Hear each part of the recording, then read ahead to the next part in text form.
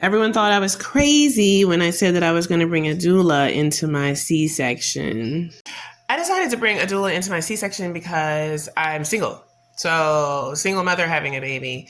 And I had family, they were there at the hospital with me. But I think that, your family members who are close to you, like if something were to go wrong, they kind of go into like a state of panic, right? And so then they're not necessarily thinking pragmatically, logically, and they're not doctors, right? My family members are not doctors.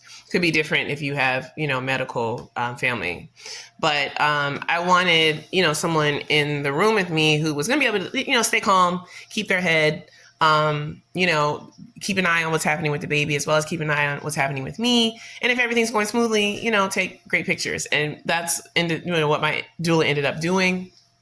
I did have some sort of misgivings about certain sort of just personality triggers with the doula. Even though I talked to her several times before we went in, there were still certain things I didn't find out about her until later that did affect, I think, just my family in the room, later afterwards. And I cover all of that in my book. This is Fooling My Fertility and Expecting at 50, How I Had a Baby at Midlife and You Can Too.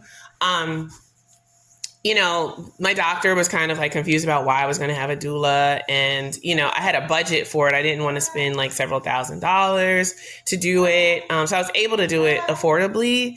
But, for me, as a single mother, it was the right thing to do. I probably just would have navigated it a bit different. And I talk about that in the book as well. But I hope this helps someone because I know people often wonder if I'm not doing all this pushing and I'm not bouncing on balls and this and that, why, do I need to pay for a doula? It's a personal thing. Either you feel like it's really going to help you or you don't.